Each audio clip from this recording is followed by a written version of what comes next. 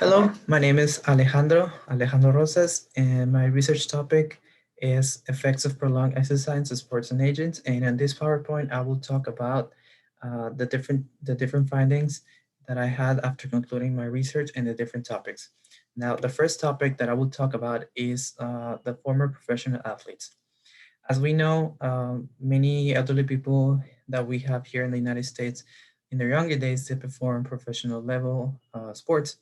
And in my research, I specified on the sports of soccer. Now, as we know, many elderly people suffer from injuries that they had during their younger playing days. And according to my research, at least 32% of the subjects reported having surgery at least once after retiring. Now, the most common injuries that soccer players have is ankle injuries or knee injuries. And according to my research as well, at least 89% of the individuals who had a knee injury developed osteoarthritis. Unfortunately, this condition eventually leads to a really hard lifestyle later on in their life because they suffer from pain and they're unable to work, which probably affects their economic income and their daily lives.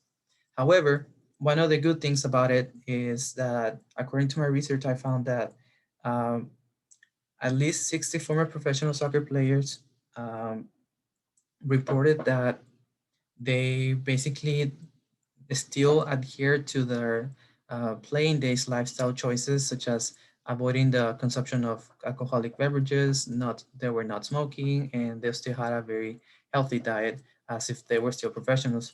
And it's good to see that at least their lifestyle choices are good from when they were playing professional soccer. The next topic is muscle strength.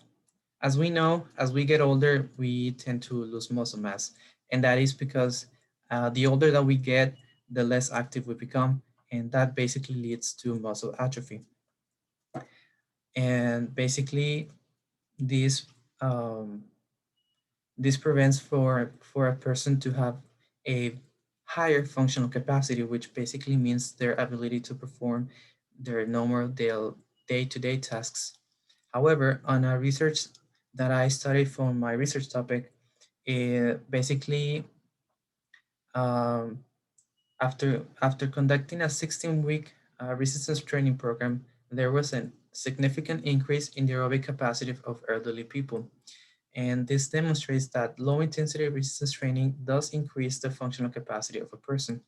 That is important because um, acquiring muscle strength allows an individual to be able to have a better quality of life because they are not as dependent of others to perform the day-to-day tasks. So they're able to have a better quality of life, a more functional life.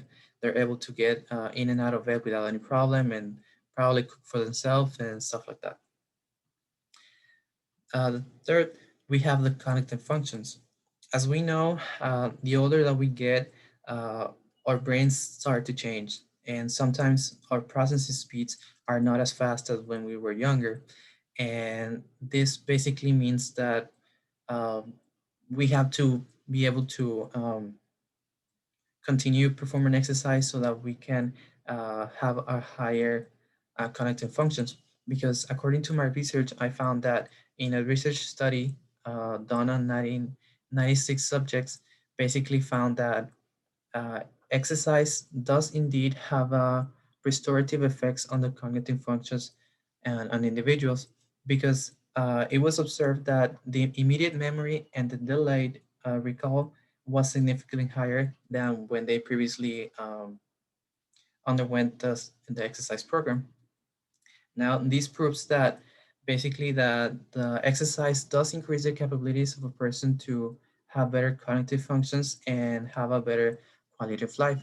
However, because this is a topic that still requires further research, um, it is not very concrete to say that exercise is directly correlated to higher cognitive functions. And lastly, the Hispanic population.